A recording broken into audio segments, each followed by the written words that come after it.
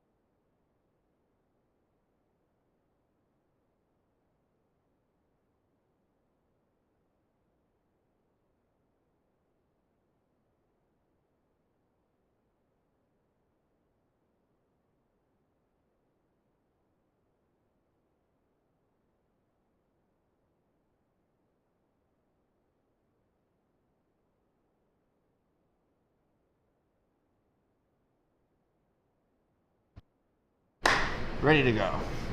For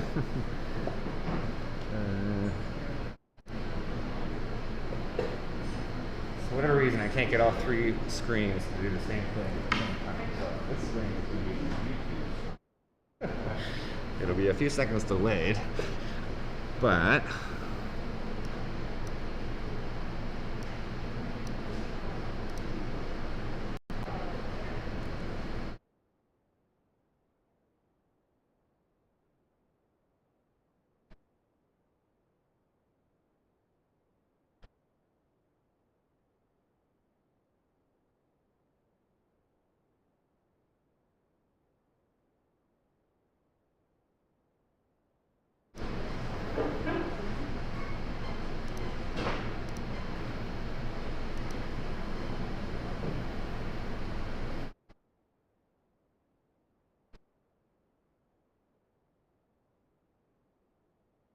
testing, testing. Can you hear me?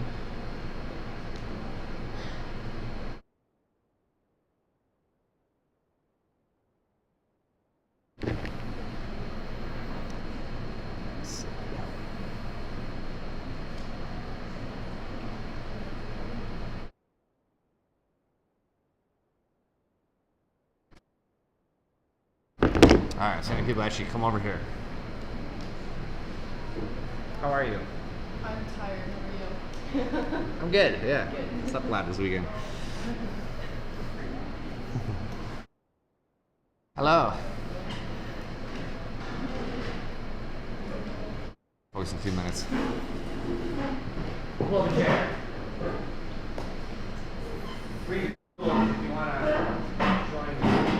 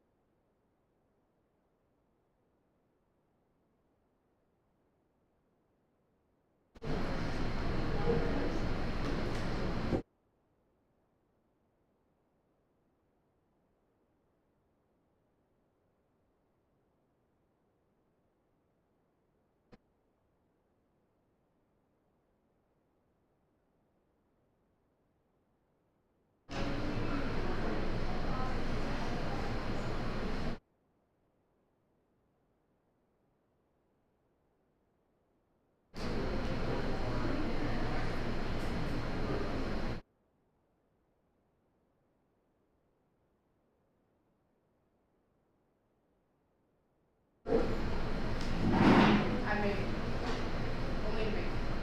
He's not gonna be my friend.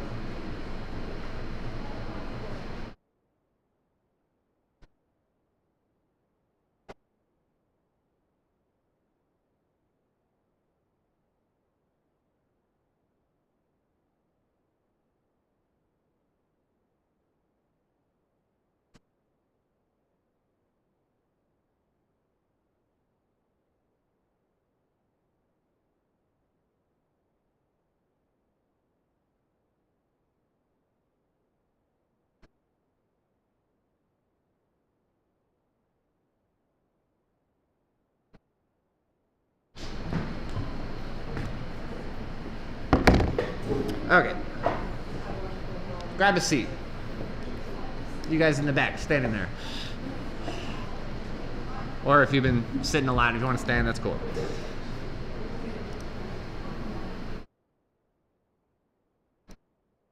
Okay, there are a couple demo videos up on MediaSpace that you should be aware of.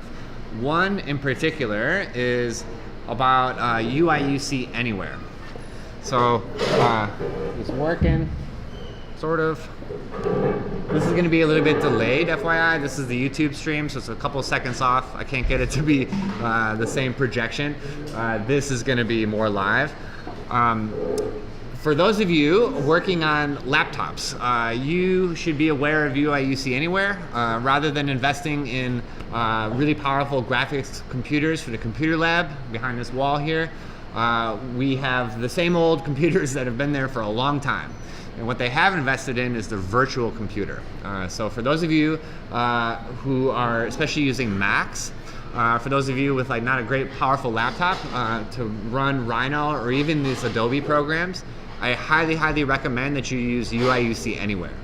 I won't show that right now. I'm happy at the end of this demo to walk through that again to show you.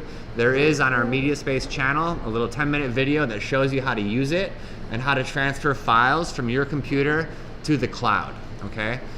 In particular, those Mac people out there, if you can hear me, if you're using a Mac, that's fine. You can use, feel free to come on in and grab a seat up front. All the softwares that we're going to be using, Adobe, Illustrator, and Rhino, have Mac versions. All the commands are the same. So in Rhino, you start typing commands and it will work. It will look different. The interface is different. You will be confused.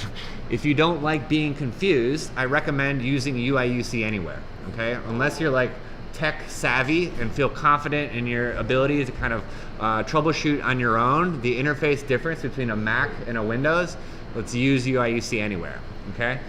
Today in class, if you're installing Rhino on your computer, that's great. Rhino is on the syllabus as a required tool. I don't want you to waste too much time in class today installing Rhino. So if it takes you more than 10 or 15, 20 minutes to install Rhino, stop and use UI/UC Anywhere. Install it on your own time, okay? So there's also a couple of videos of this demo. There's one here, it's an hour long, and there's another one that's 15 minutes. So the 15-minute one is for once you get the hang of it and you need to reference how to do this, you can watch this. And I don't explain as much contextually as I'll do right now, but I just kind of run through the process. So you can kind of refer back to this while you're looking at the assignment sheet, okay? So I'll get into the process a little bit, just a little bit of a note on Rhino and why we're using it. I've heard from many students that, not many, a good number of you guys already have experience with architecture or with CAD, computer-aided design, or Revit particularly. It seems like they're starting to teach it in a number of high schools, which is great, it's good, but I find it sort of distressing a little bit. It's good to know. Revit is kind of the main production tool for architects these days. AutoCAD has historically been kind of the one you may have heard about. Rhino kind of sits in between the two, and I like Rhino. I think it's like adult Play-Doh. It's infinitely flexible. It's infinitely extensible, meaning there's a whole community of people who've made plugins that we can add on to it to make it more useful to us as we kind of increase our levels of proficiency at 3D modeling. And other reasons. A good reason is Autodesk. So if we go to Autodesk's website, this is a publicly traded company. They're pretty large on the stock market. You can check them out. You can follow the stock price of Autodesk, and it gives you a good indication of what the construction industry is doing. If interest rates get high and builders stop taking on construction loans, the price of Autodesk starts to plummet because it's so intricately tied to the construction industry. It's like the tool of choice for most firms. So before you graduate here, you will learn a bit of AutoCAD, you'll learn a bit of Revit. After you graduate, if you practice as an architect or practice in the architecture, construction, or engineering fields, you will get more experience with Revit. Autodesk, being a publicly traded company, kind of buys up IP or intellectual property and rolls them into their products, these things that you can purchase. So BIM, or Building Information Modeling, is what Revit is. ArchiCAD, Vectorworks, there's lots of other programs that do BIM, but Revit has kind of been established as the industry leader. There's product design. Fusion 360 has been kind of the big one that Autodesk has used. They bought all sorts of IP from different companies, buying small companies and then rolling them into the Fusion 360 brand. So if you're an industrial designer or mechanical engineer or like building any kind of small materials and dealing with manufacturing and casting and all sorts of manufacturing processes, Fusion 360 is good for you to know. You can see there's some other ones here: Maya, Arnold, 3ds Max. When I was in school, we learned Maya. Family Guy is made on Maya. It's a 3D modeling program, but also is really great for animations. 3ds Max historically has been for architects to use for making renderings. It's kind of like a really souped up version of AutoCAD that's specifically graphics oriented. So historically, there's always like one person in a firm with like a $5,000 computer who like drove 3ds Max, and would kind of process models into images, make renderings from it. The world has changed. I'll show you guys a tool we can use for free in your laptops that eliminates that. AutoCAD historically has been kind of what people have used for drafting, mainly 2D, but also has some 3D capabilities. These are great. You have free access to all these. I encourage you, download them, check them out. Once you graduate here, they shut the tap off and they start charging you lots of money. It'll cost $2,000 a year per piece of software, if not more. So you better be working for some big corporate firm or have a really rich client who's going to sponsor your software addictions. Otherwise, it's just not feasible. Okay. Rhino was developed by this guy Bob McNeil. He worked for AutoCAD as like a third-party people would sell AutoCAD. You could be a reseller. He realized that there was a whole niche or people who needed more advanced 3D softwares, specifically bolt builders, specifically using NURBS curves, so non-rational B-splines. We'll get into that. So he hired some coders, and they developed this app that was kind of built upon AutoCAD, specifically for advanced geometry, and it's turned into a whole product. And I love it. Most designers around the world use this as a kind of their primary design tool before going into Revit or before going into AutoCAD or on these other softwares, because it's really fast, it's really flexible. I call it adult Play-Doh. You can do anything with it, but you can be like highly precise as you work. So you can purchase or you can try it. So you can like download one, like where's the trial version. We download it full version for 90 days. So this will get you through, the rest of the semester. If you're serious about studying architecture, this is like the most important tool you'll ever use. It is your T-square, it is your triangle, it is your pens, it is like everything that you just purchased, like rolled into one. I'd recommend purchasing it.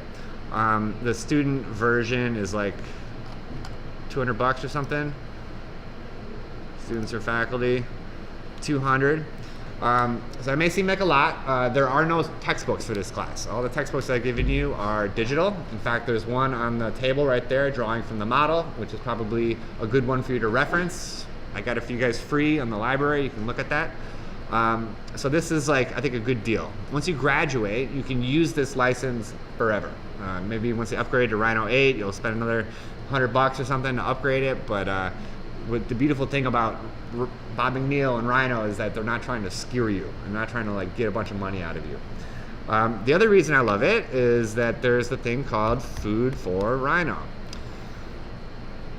So this is a website that has different plugins that people in the community, artists, architects, designers from all over the world have created, and it extends the functionality of Rhino. So there's a thing called Grasshopper in particular, which is a parametric kind of addition to Rhino. I can show you guys maybe a little bit toward the end of the semester. We can talk about Grasshopper, some ways to kind of automate some stuff. A lot of these are built on Grasshopper, but if we scroll down, you can see the different industries that it's useful for. Aerospace engineering, animation, architecture, computer-aided manufacturing, civil engineering, footwear, jewelry, boat building, medical design, physics, all these sort of things that kind of are much more than just designing buildings. There's also a thing, Rhino inside Revit. So for those of you who love Revit, this came out a couple years ago, and it's starting to become, this will be the industry standard. Once everyone learns it, it's a little bit difficult, but it allows you to kind of have Grasshopper open or Rhino open inside of Revit, so you can do like complicated design work and have it linked into your building information modeling system. So this is all like way more advanced than you need to know about. You might touch on this like in grad school or something, or maybe by your 4th year or something if you're feeling ambitious. All you need to know is Rhino is great. It's the tool of choice of serious architects everywhere, and learning Rhino will not hamper your Revit and AutoCAD learning. I know for many of you, you're like, well, architecture is Revit. Big picture, I want you guys to think about like why you're at university, why you're at school. Are you here to learn a drafting tool? Are you here to become a draftswoman, a draftsman, just driving a specific tool? Or are you here to learn how to think critically and how to have 3D literacy that you can apply to like any sort of tool, any sort of project, or any sort of scale? I think the latter. So I think students and teachers who prioritize Revit are in the business of recreating the world as we know it. I think we should be in the business of projecting and creating a new world. Okay, Revit is very good at replicating building systems that already exist. Rather than to draw a wall, rather than drawing 2 lines, I draw like one piece of information that has the height, the width, the layers, the R value, the insulation, like the construction sequencing, like all sorts of information kind of built into this wall, which makes it difficult for me to be flexible and fast and to kind of have creative agency as I'm designing. Okay, super powerful tool. It saves lots of hours, I think, for architects. But that brings me to my next point of why I think it's important to use Rhino or kind of learn kind of flexible 3D literacy versus just learning Revit, for example. I'm working with an architect in Chicago. We are doing projects that are much bigger than the 2 of us can do. So we outsource. I hire architects or engineers in other countries who are cheaper than you guys once you graduate here. They can drive Revit. And they can do it just fine for a better price point. And we live in capitalism, and it's just a fact. And so we need to address that. Revit is one thing. AI is a whole other thing that we haven't even talked about. How AI might start to undercut you as like beginning designers.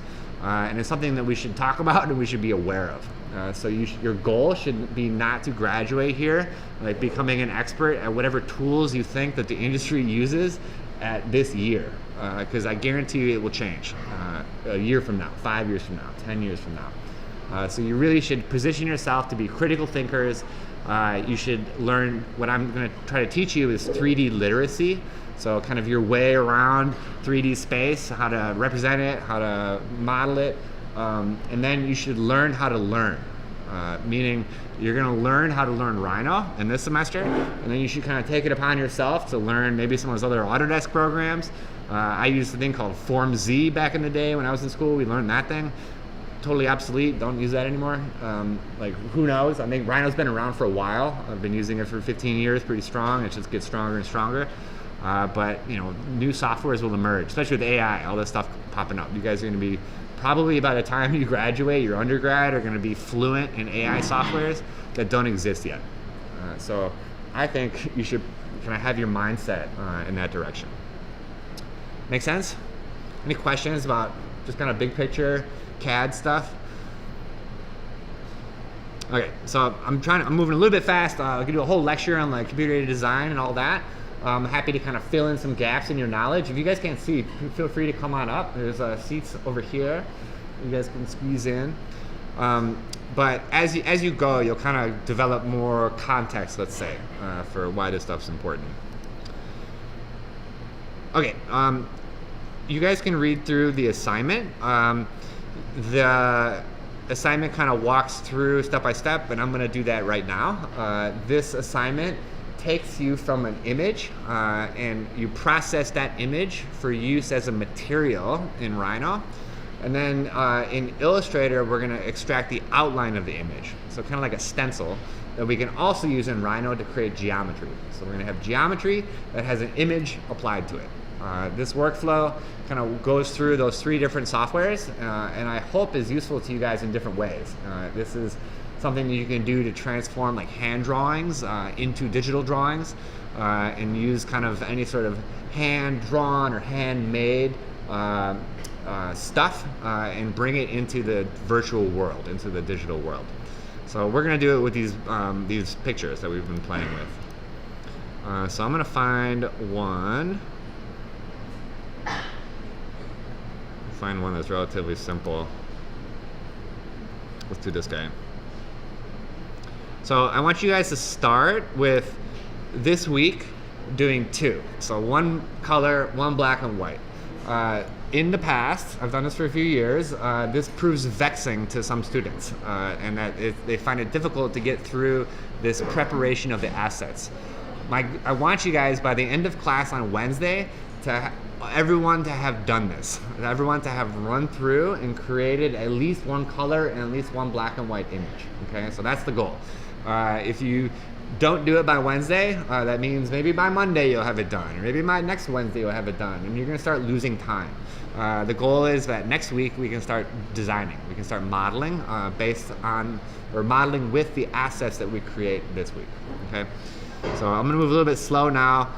Like everything, as you guys saw in the midterm, like with practice, things get easier, things get faster, and things get better, okay? So we wanna open a picture in Photoshop. If I zoom in on this sucker, my computer is going to be a little slow here. It has pixels. So this image is a raster image, which basically just means it has pixels. Okay, so we want to edit it so that we can just have a shape or a texture. So we'll do the shape first. We'll talk about the texture later. To accomplish this, you just need to have your layers window open. That's it. When you open your layers window, there is a, is this still going? Okay. Looks like my live captioning is not working.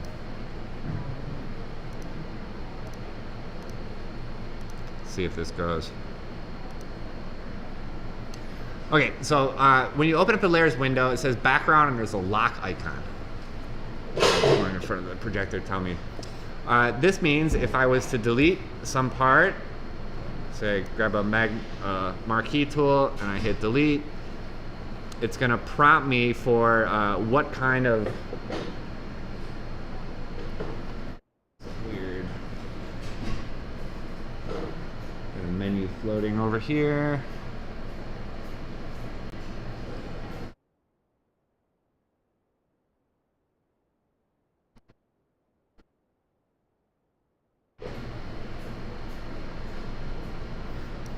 So it'll ask you what kind of fill do you want. Generally white, right? Just like fill it white, but there's all these like content awares, like AI, it'll try to fill in like what it thinks should be there. But if I just make it white, then it's white. I don't want that. I want nothing. I want it to be empty. So if I double click on the layer, it will unlock it. Double click, it'll say what's the new layer, just hit enter or okay. So the lock symbol goes away. So now, if I was to delete inside of that rectangle, it's got these little checkerboards. So the checkerboards means that there's no information. It means that it's null. Or then the alpha channel of this image, there's no information, essentially. So I want to select my object. I don't care about saving just yet. Control D, deselects. There is, under the select menu, a bunch of things. Select subject works pretty well, especially for this image where it's just these grapes kind of floating. If you're cropping into a more complicated or smaller image, you might need to manually kind of cut it out using different tools. I'd say the first one you do, don't crop in too much into one of your pictures. Try to keep it a simple image. Okay, so that's selected the objects. It's pretty good. I'm gonna go to select inverse, which will select the inverted pixels. So not the object or the subject, but the background. I'm gonna hit delete. Pretty good. At this point, I could come in with, say, polygonal lasso tool or magnetic lasso tool or magic wand tool, quick selection tool, any of these selection tools.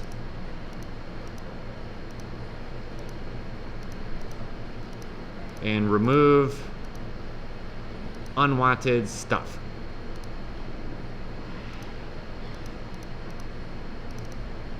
Select that, double click to close the selection, hit delete.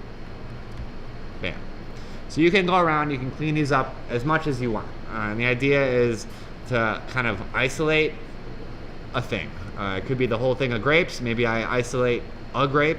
Maybe I do a couple of grapes, like kind of whatever things that you were cutting out with your hand and a knife is what we're doing here. Control 0 zooms out. Okay, so at this point, we want to crop it. C is a shortcut for crop, and we want to crop it so that there's no margin. And so we want to pull it in so that, and if you use the select subject, it works pretty nicely. It'll kind of snap to the edge of your pixels, and hit enter. So no extra checkerboard margin around the outside of my image. Great. I want to save this now. File, save as. I want to have a folder for this. You want to call it something. You want to name your PNG. Don't just leave it 469837 underscore, you know, whatever. I want to call it grapes. And hit OK.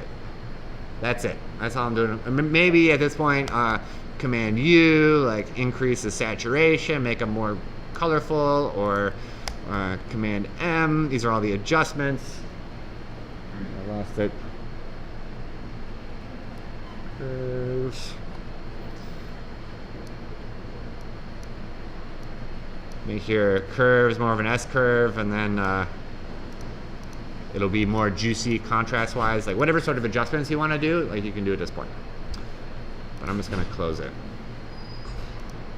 Questions about Photoshop? Pretty straightforward. So the selecting is kind of the hardest part, and it'll just take you a little bit of time. Okay, now we're going to open Illustrator, and we're going to open that PNG into Illustrator. I can drag and drop.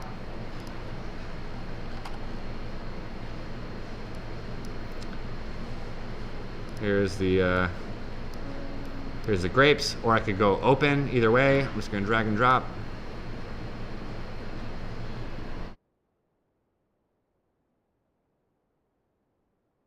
Is this text changing at all or not?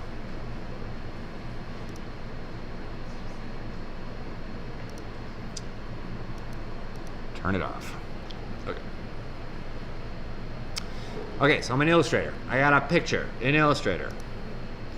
I need my layers again.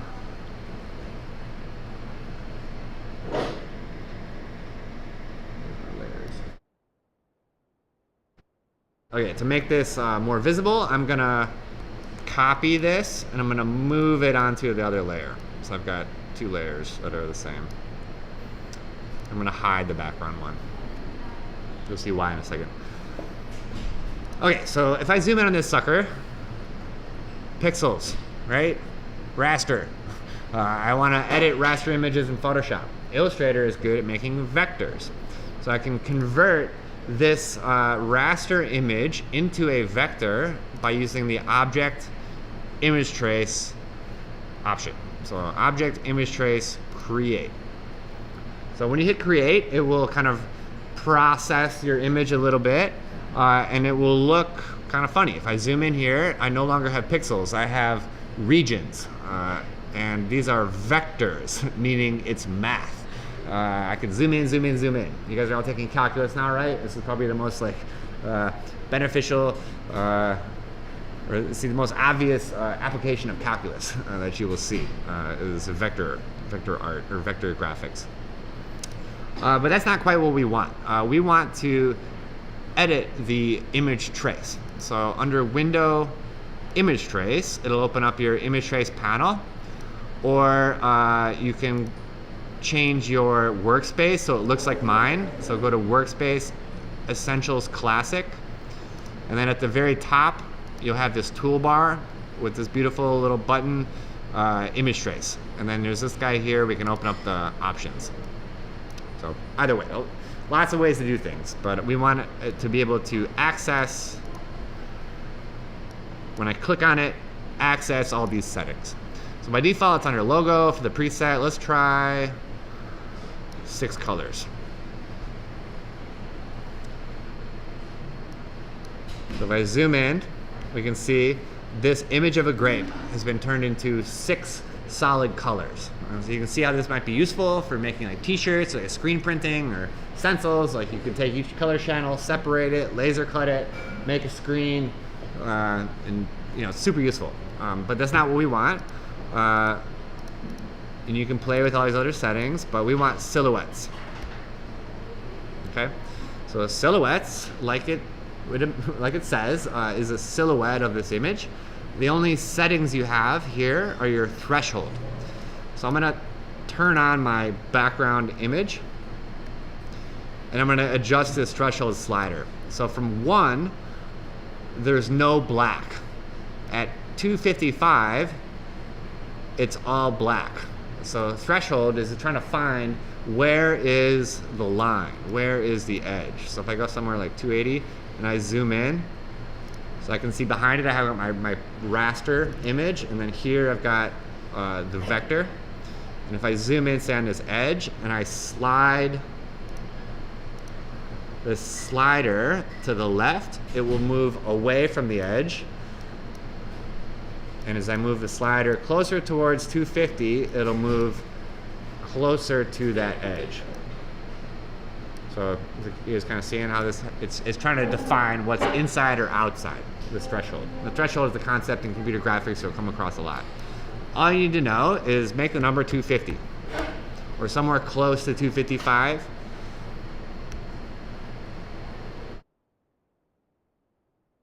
It's pretty good. We got some little islands there. Let's do 252.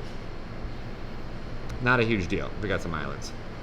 Okay, that's it. At this point, we want to expand out of our image trace object. There's a little button up top that says expand, or I can go to object, image trace, expand. So now my image trace options are grayed out. I cannot adjust these anymore. So I'm just like a regular old piece of geometry. Let's close it. And I've got a silhouette. What I want is the outline. So over on the left side, you've got these 2 boxes in Illustrator, and there's a little arrow. Let's swap. So I've swapped the fill and the stroke. Everything in Illustrator is like got a fill, and everything's got a stroke. So I can like go back and forth between these 2. So I just want the stroke. I want the outline. Okay. The white thing here, this is the artboard. We can ignore artboards for this assignment. All we're using is this kind of raster to vector function. All right, and then we want to, you could save as at this point. If you save as, you can save it as an AI file. That's your Illustrator file. That's good, it's great, but it's not useful in Rhino. We want to export as not a JPEG, not a PNG, not a TIFF, not a WebP, not any of these, but as a vector. And so the only vector we have is DWG or DXF. So DWG is like an AutoCAD file type. It's like the AutoCAD file type. DXF is like a drawing exchange format is what it stands for. And it's like a way to move vectors in between different computer programs. Both of them will work. I'm gonna say export. For the options, don't read all this, just hit OK. And that's it. Questions so far? I know this is clear as mud, right? Okay, so now we're gonna open Rhino. And all this can be done in UIUC Anywhere.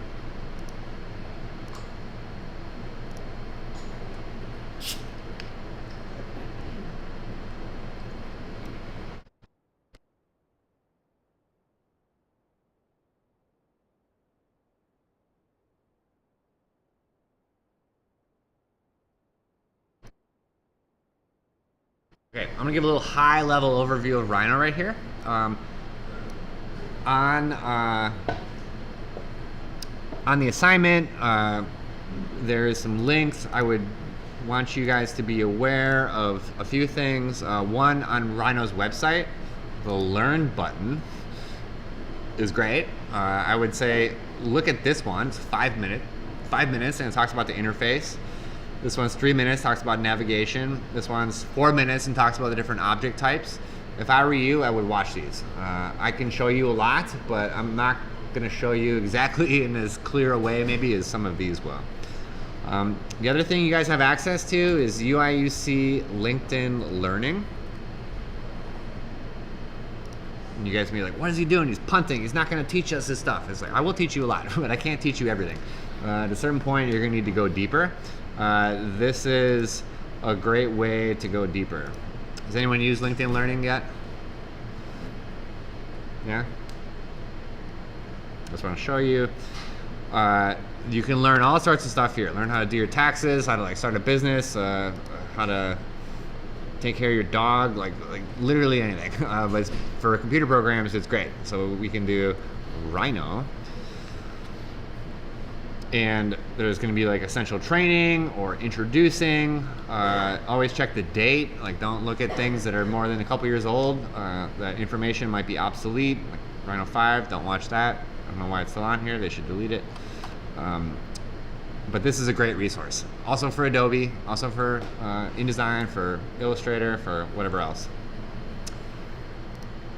Cool. But to give you a high-level overview, this is Rhino's interface. It looks very complicated. There's all sorts of little tabs up at the top and buttons along the side, and you got these windows up here. There's this command line at the top. That's where if I start to type in something like a box, it will allow me to initiate a command. So Rhino is a command-based piece of software. So you have to like tell it to do something, and then it will ask you how you want to do it. So for the box, for example, type in box, it says like, draw the first corner of the base, and then here's like 4 different options for how to draw a box. Like diagonal, 3-point, vertical, or from a center point. So there's lots of ways to like do things inside of Rhino. If I go over to here, we have like solid creation tools. Here's box, and here's like a bunch of ways to draw a box. Here's a bunch of ways to draw a cylinder, a bunch of ways to draw a sphere. You have up at the very top these kind of menus: file, edit, view, which are maybe familiar, but then we all have like curves and surfaces and sub-Ds and solids and meshes and transforming and tools, and then below that you have all these ones. Just know that in Rhino there's like 3 ways to do things always. So we can use like the top menu at the very, very top. We can use the icons, or these buttons, or we can type, and we can just kind of use plain language and type things. 90-10 rule. 90% of the time, we only use 10% of the tools available. That is very true of Rhino. So you're not going to use all these buttons. In fact, to do this assignment, we can probably get away with like 10 commands, maybe 12 commands. You'll learn more as you go, and as you guys are drawing and sketching and coming up with different designs, you can ask us how to make something happen. I can show you how to model literally anything inside of Rhino, but we're going to start relatively simple. Okay. So these are your viewports. If I double click, what's going on? I should be able to make it bigger. There we go. This little viewport toolbar at the top, there's a little arrow. I can open it up. We can change how the viewport looks. So this is like the viewport display. By default, it's wireframe, so you're just seeing these like lines. They're shaded, so which means you see like a display color. There's rendered, and this is gonna look like nothing, like a white box in a white room with white light. So what it's doing is it's gonna show you the actual material that we apply to it. And there's a bunch of others: ghosted, X-ray, pen mode. Looks like a pen drawing, like the drawings that we just did. Arctic looks like this sort of box. Then we can keep going down, and there's all sorts of other options. We'll get there. Okay. These things that float off to the side, these are your panels. By default, I think layers will be open and properties will be open. These may be gone. You might not see them. Under the panels menu, you can reopen them. The ones you're going to need to know are layers. So you can type layer, and that will open it. We can click and drag and snap it off to our side. And we want properties. And I can do the same, snap it there. Those are the only two you only really need. There's plenty of others, and we'll get there when we get there. So properties, for example, it shows you, if I don't click on anything, the properties of the viewport. So like my camera. This is another reason I love Rhino. It's like a physical camera. So if it pretty well matches like SLRs and kind of photography. More on that later. If I click on this geometry, it tells me information or properties of that geometry. Like what layer is it on? We're going to layer 2 or layer 3 or whatever. Display color, line type, print color, all that stuff. Okay. Purge is a cool command to get rid of stuff. I'm going to delete everything. Type purge. All right, so we'll get into more a little bit later. Assignment 9 is going to be for modeling and designing in here, and I'll introduce that probably on Wednesday. And really, we'll get started with it next week, but I know some of you are going to want to get started, so we'll move into it. Okay, so we want to bring the stuff we just made in Photoshop and Illustrator into Rhino so we can use them. Specifically, we're going to start with the vector. So what did I do? Grapes. So my DXF that I created. So I can go to File, Import inside of Rhino, or I can just like click and drag my DXF and drop it into my Rhino window. You could open it, you could insert it, you could import it. I'm just gonna import it. Bunch of buttons here. Don't read it, just hit OK.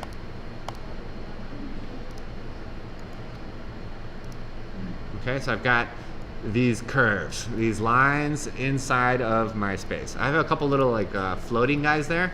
I could have deleted these in Illustrator, but I didn't, so I can delete them here. You notice how this little curve is made up of a bunch of control points. So there's points that will define the curve. If I click on this outside one, there's going to be like lots of control points. And in fact, I don't like that. There's too many control points. I missed a step in Illustrator. This is good to show you. The more control points you have in your geometry, the more resolution you have, but also like later on down the line, once you start designing, the larger your file size will be. So actually we want to use Illustrator a little bit smarter to reduce these points. So I'll show you here.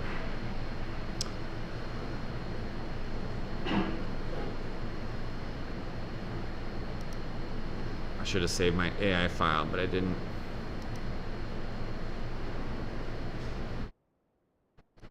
Oops. Click and drag.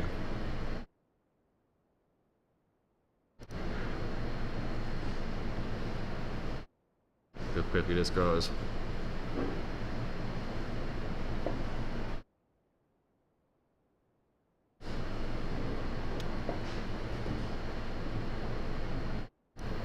Once you get the hang of this, you can like do it in a couple minutes, like the whole workflow. I'll do it fast here.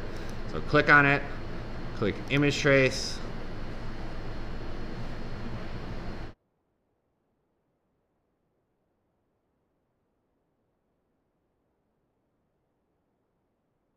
Open up your image trace panel, choose your silhouette preset.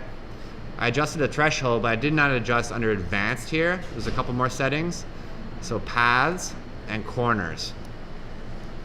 Reduce those numbers. And so that will make your shape simpler.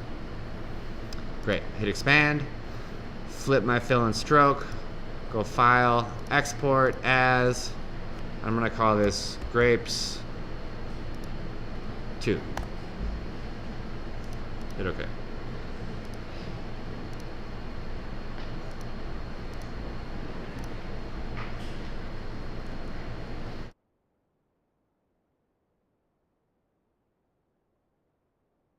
Grapes 2. I'm going to drag and drop grapes 2 in here as well. Import the file. Hit OK. Where'd it go?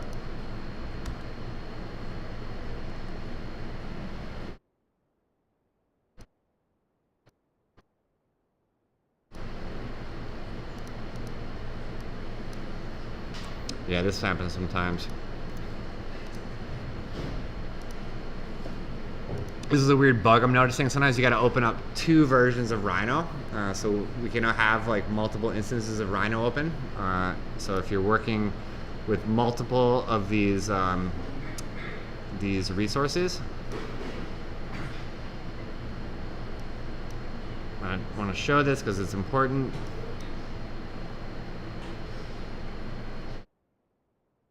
So we can open them both in separate copies and then copy and paste one into the other. Grapes 2. Import. Okay. Okay, so I'm going to copy this one from this file, the second file, into the first file. What is going on? Okay. It's being buggy. Either way, so this is the one that I reduced the file size. You can see there's less control points along here. And this is the other one, a lot more control points. So generally you just want to have less. You can do it in Illustrator. You can also in Rhino just type rebuild and we can reduce the amount of control points. So there's like 840 here. Let's make it like 500, like a little bit less. Another way to do it. What up, Gideon? How are ya?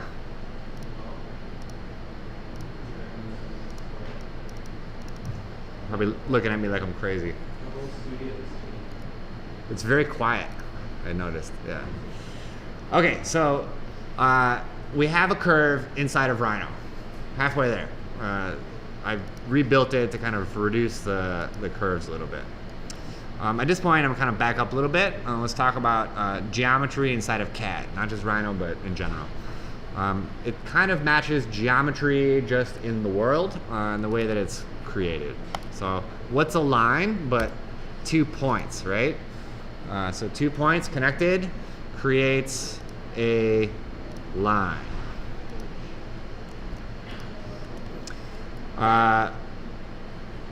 Multiple lines grouped together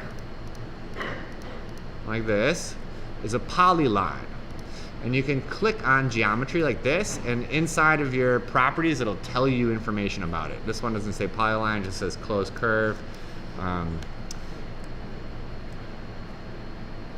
Let's make a box a little bit simpler, so otherwise known as a rectangle. So this is 4 lines, and if I'm having a hard time seeing it, you can always explode. So explode and join in Rhino are very useful. So we can explode this into 4 different lines, right? Or I can undo, and I can select all these things, and I can join them back together, okay? So points and curves. Curves are made by points. This box, if I rebuilt this thing, say with 500 control points, now it's got 500 little control points, and we kind of messed up the corners a little bit because it's a polyline. I can grab those control points, I can start to move them, I could scale them, you could do all sorts of stuff with these control points. So we got some curves. What happens if you take a curve and then like extrude it? So let's say this line here, and if I extrude this curve in a certain direction, say down, and I extrude it, it turns into a surface, okay? So points, curves, and surfaces. These are the 3 main components, let's say, that we're gonna work with this semester. If we look at the top, we see of curves and surfaces, these 2 different menu items that deal with these 2 different things. And then we have sub-Ds and meshes. Solids you can kind of ignore, but sub-Ds and meshes, we'll get to these later. We're not gonna talk about sub-Ds at all actually this year, but meshes we will talk a little bit about. We're gonna make 3D scans of your little collages, and those will turn out as meshes. But for this exercise, it's curves and surfaces, that's it, okay? So for this rectangle that I made, I could type planar surf, because this is a flat rectangle. It's on a plane, and I can make a surface inside of it with this command. Great, so I've got a little rectangle there. Similarly, I can take this little grape outline that I'm working with, and I can type planar surface, or planar SRF. And that makes a surface inside of my, my object. Okay? So just backing up again a little bit, high level, everything in Rhino, every surface in Rhino is actually a rectangle. This thing is shaped like a grape, or a bunch of grapes, but if I type untrim and click on the edge, it untrims it back to a rectangle. And so this rectangle matches the image that we had in Photoshop. So this rectangle of a grape, right? That's going to be kind of a one-to-one relationship from the PNG to this surface that I have in Rhino. We just have it trimmed. So another way to do it is I can draw a rectangle and I can use a curve to trim. We'll get there later. Okay, it looks pink though for now. So what I want to do, I'm gonna purge, get rid of everything. I'm gonna make a new layer. So on my layers menu, let's click the new layer button. Let's call it grapes. Let's click next to the layer to make it current. I'm gonna click on all my geometry here, and under my properties, I'm gonna change the layer to grapes. And display color, maybe by layer. And if I make my layers window bigger, I can see more information. This little box thing, it says color. This just refers to the display color. So if I change that and make it blue, I'll talk about why it's pink later, but now it displays as blue. So that display color is just like how it looks inside of Rhino when I'm in like shaded mode or wireframe or ghosted or any of these other things, except for rendered. If I go to rendered mode, I'm not gonna see anything because it's a white material in a white room with white light. It's just white on white on white. So maybe to make this a little bit easier to see, I'm going to grab my guy, I'm gonna move him up. If you don't see this little gizmo-y thing with the arrows and the arcs, you can type gumball and turn it on or turn it off. Gumball is this little widget that you can use to move things. All right, I'm gonna make another layer. Let's call it ground. I'm gonna make that one current. I'm gonna make that color, say red. I'm gonna, my favorite new command, plane. Let's draw a rectangle. Let's scale it bigger.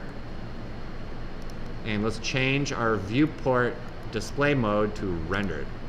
So now I can see I've got a white thing on over a white plane. So let's change the ground color. So under material column, there's a little circle there. Let's click on that. And let's just change, let's change the default color of the default material. Let's make it red. Or if I click on this, we can change it, make it green or something. So you can see how the material color is different than the display color. And the display color shows under shaded, material color shows under rendered. Gotcha? This will be confusing until you do it. So I want to, let's see if I can get rid of my other layers. Under my grapes layer, which is what this thing is, and if I click on it, it tells me my properties, that that's my grapes layer. I want to make a new material that is my PNG. So I'm going to click at the very top.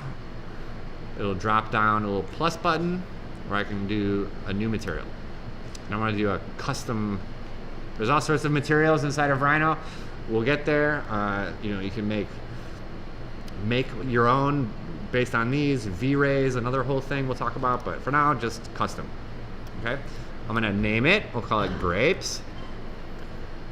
And under custom settings, there's color, so I can change like the overall color of it, but that's not what I care about. I wanted to apply a texture. So under textures, there's 4 different channels. We can have lots of different channels here. Rhino rendering, the built-in renderer in Rhino, which is the piece of software that converts these materials into something that physically reacts to light. So when we shine a light or the sun on it, it reflects that color and the camera can see it, and that's what rendering is. So it kind of applies, say, color or transparency. Bump map refers to like how does it look 3D, even if it's just 2D and flat. And later we'll show you other advanced rendering softwares that have like 20 color channels or 20 render channels rather than just these 4. All we need to do is click to assign the color. I'm going to select my grapes PNG, hit open, and hit OK. So it applied that grapes to my surface. But it looks funny, right? It's like flipped back and forth. We can talk more about this, but from a high level, there's a little bit different way that we think about space inside of the computer. So in the world here, there's lots of ways to measure space. We like to use Cartesian space, so X, Y, and Z, right? We're talking about that making an orthographic drawing. So you have like X and Y, and then Z would be the other direction that goes up. Inside of computer space, we use, for textures, U, V, and W.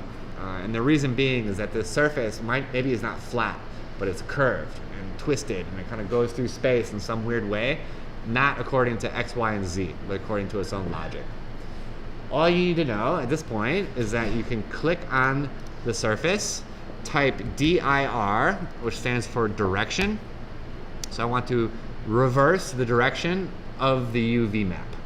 So the UV map just refers to how this image that I made in Photoshop gets mapped or applied to this grape surface.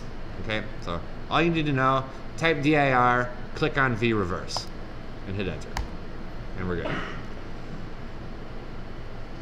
that's it. That's assignment 8.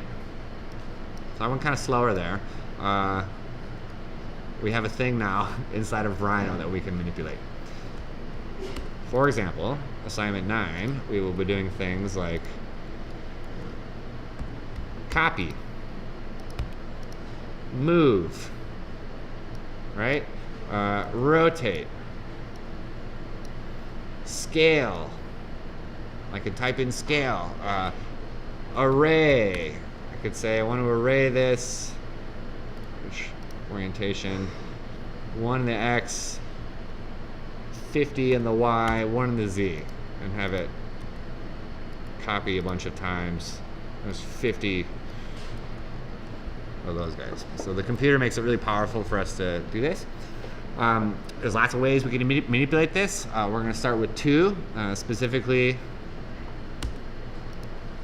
What do we do with our fingers? We fold or we bend, right? So we can bend, and you guys don't need to worry about this today. This is for next week. This is an important command. So say you're zoomed all the way out and you can't see any of your geometry. This is the most confusing thing for students. And they're like, where's my stuff? You can type ZEA, or zoom extents all windows. Or if I want to bend just this one guy, I can do ZSA, zoom selected all windows. Okay. Hit escape a couple times when you guys are learning Rhino. Like, don't do commands while you're clicking on something. Like, hit escape so you're not selecting anything. And bending, I'm just gonna type bend. This is why I love Rhino. It's very intuitive. If you want to do something, like, just try typing it. And 9 times out of 10, it'll pop up. So I'm gonna follow the directions inside the command line. So select objects to bend. Great. Hit enter. Next direction, what's the start of the spine? Let's click down there. The end of the spine, let's say up there. And then now it wants a point to bend through. This one I kind of have to go to my side view.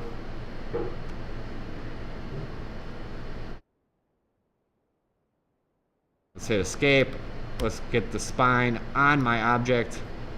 Makes it easier. And then you can see how in my right view, the side view, it's sort of making this arc. And then here is this bent thing. So it's a little hard to control the bending. Folding is easier to control. Folding, if you imagine folding a piece of paper, there's a line where we fold it. And so we want to draw a line.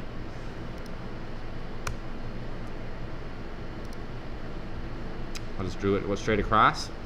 I want to split the surface. So I'll type split, select the object, hit enter. It asks me to select the cutting object, which is my line. And I'll hit enter. We're good. So now I can move that guy out. So you can see how we can like use lines or circles or rectangles or any geometry ever to split these things into pieces. But if I want to fold it, say I want to fold this part, I would use rotate 3D. So rotation axis, it asks me for a rotation axis. I'm rotating along the line, like the spine of a book, right? That's the rotation axis. So I'll click once on one end, once on the other end, and then it asks for an angle. So I could type in, like, I want it to be 63 degrees. Or I can just click once, and then click another time and just kind of eyeball it. I could draw a line that's at a funny angle.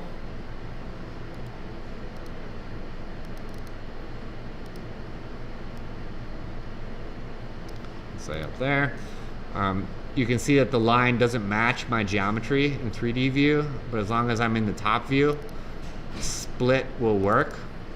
So some things are dependent on which view you're looking in. Are you looking like straight down at things? Or you're looking at it from the side?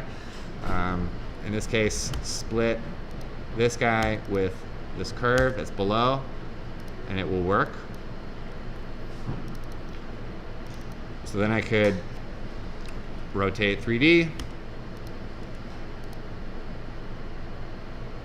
1, 2, set an angle, 3, 4, and now I've got a little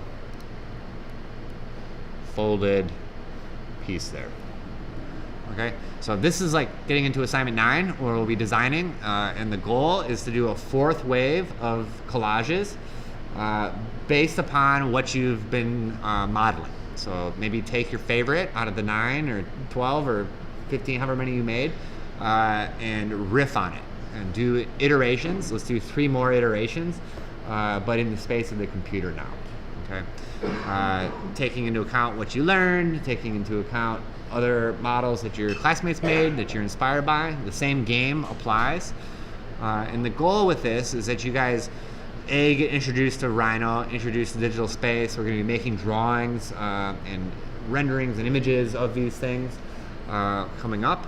But the big picture, the goal is that you made something with your hands and you made something in the computer.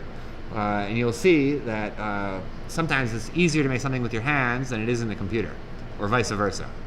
So as you move forward in your design studios, you should not be like, oh, I did hand drawing and hand modeling my freshman year, and now everything I do is in the computer because I'm a smart robot person, or whatever we are now, half robot people.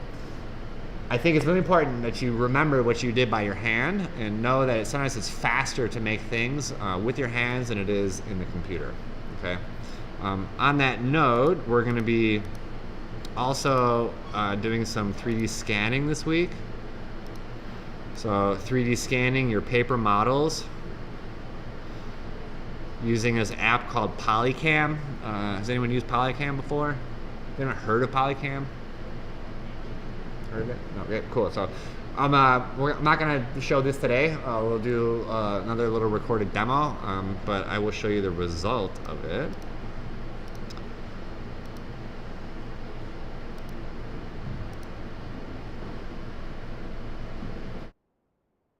So by scanning your paper models, and this is just using a phone, we can import them into Rhino. and they come in as a mesh, which in this case looks like this.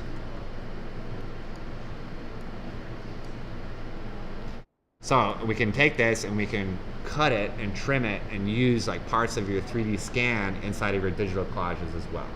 So the first step is like do the Illustrator or Photoshop to Illustrator to Rhino workflow to get some like what we call vector or surface pieces of artwork. This thing is a mesh. So if I zoom in on it, it's just made up of a bunch of flat triangles. It's the equivalent of a raster in digital space versus, so meshes versus surfaces, kind of like raster versus vectors art in a way. But I think this is kind of cool. I think it's a great, easy workflow, and we will throw that into the mix in making these collages. But it's not part of assignment 8, so don't focus on it quite yet. The goal will be to get you guys kind of coming into the photo studio. If you use a little rotating turntable and have a nice light on there, you don't need to like rotate around your object with your phone. You can just sit there and click the camera a bunch of times and move it like up and down, and you end up with this sort of result. And eventually we will show you, let's see.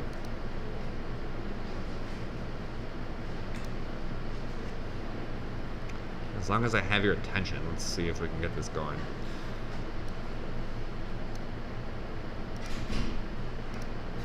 So the eventual goal is to make a final drawing, and this is like goal by the end of the semester. That is 3 foot by 6 feet. Some geometry.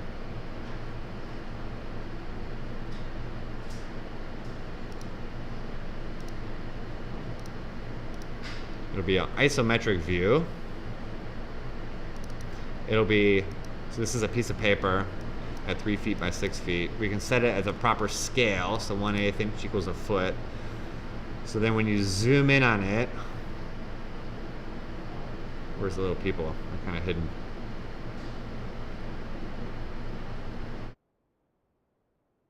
There they are. But anyway, we're gonna use the power of copy and paste. So you're gonna make a little model. One of these little modules here is like the size of one of your little paper models. You can probably make a few of them, make some variations of it, and then we'll use the power of copy pasta to fill up this landscape or to create like a world. Okay. The other thing we can do with it is I want to introduce you guys to, oh no.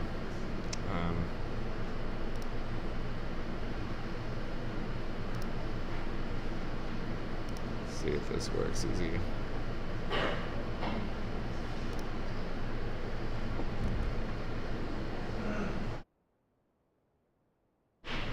Does anyone play Fortnite? No? You don't? It's like an architect's game. You have to like build and destroy at the same time. Anyway, Epic Games is the maker of Fortnite. They made billions of dollars off of people buying like skins and clothes, like people, little kids buying stuff for skins and clothes, and they put the billions of dollars back into their main program, Unreal Engine. Has anyone heard of Unreal Engine? A few of you? Cool. Has anyone seen The Mandalorian? Yeah? Alright, so you should watch on YouTube. There's like the making of The Mandalorian. Unreal Engine has changed the game for virtual production. The Mandalorian, LucasArts, they've always been on the cutting edge of VFX. They are using Unreal to kind of flip the production of movies and TV shows on its head. So rather than having a green screen background and then shooting film of people in front of a green screen and then doing virtual effects and post-production, they now have a huge LED barrel basically with millions of LEDs, and they have an Unreal Engine landscape projected onto those LEDs, and then when they have the camera in front of it, they get real world reflections, color and light. And if a director is like, I want to make the sun more purple and move more mountains over there, add more plants in the foreground, that there's a woman or a man sitting behind a computer right behind the director like manipulating Unreal Engine. NFL is starting to use it for their broadcasting. The architecture and engineering industry is becoming pretty important part of what we call digital twinning. So making digital copies of buildings or cities or production processes or literally anything, so that we can have a virtual kind of test of how to do something. There is this piece of software called Twinmotion, which was a French company.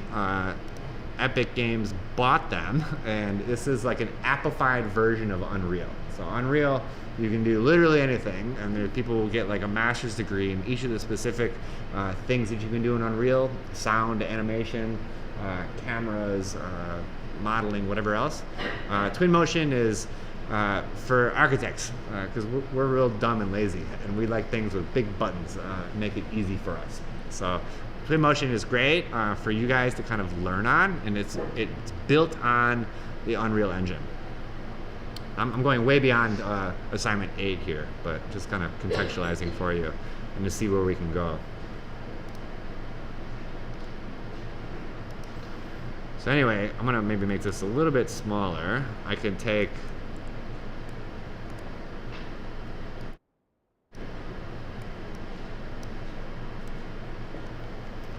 do just this much. Save as.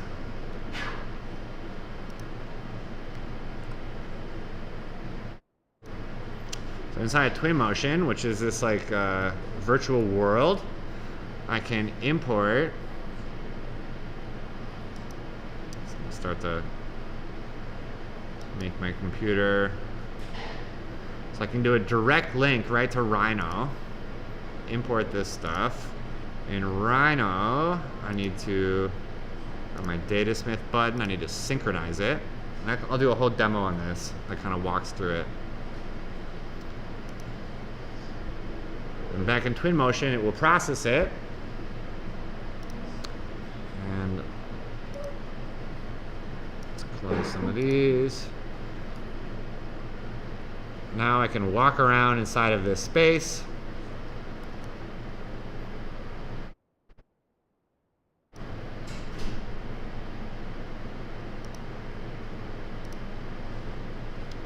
I can change the sun.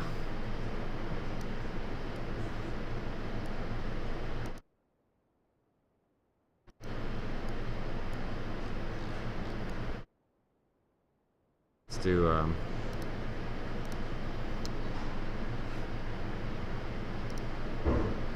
foliage.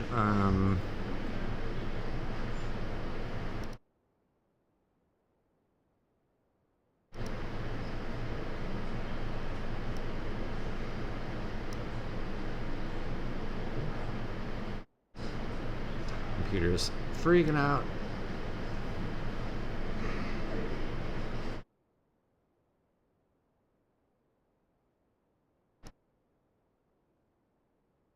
It's not. Let's make it real big. There's a forest.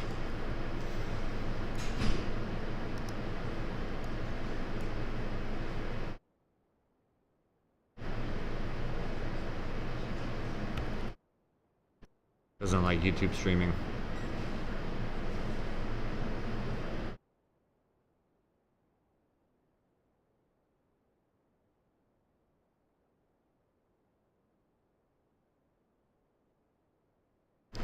So anyway, there's my 3D scan. You can imagine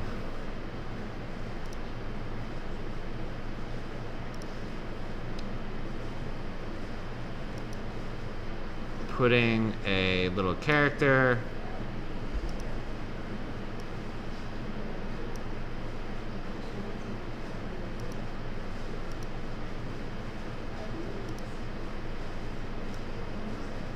an animal like up on my scan,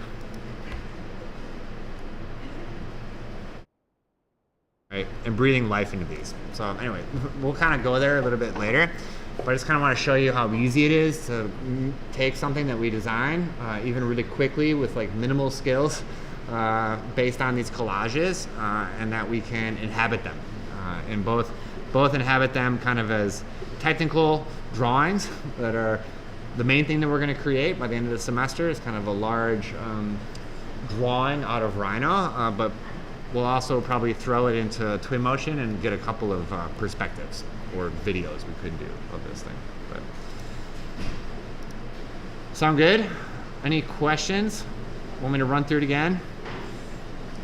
That was a lot. So on the media space, there is a video that's like an hour that kind of walks through and talks about some of the things that I'm talking about here. There's also the other video that's 15 minutes, and I do it twice, so really it's a 7.5 minute demo of how to do the whole thing going through. So give it a whack, and let us know what questions you have when you come up with it, because you will have questions.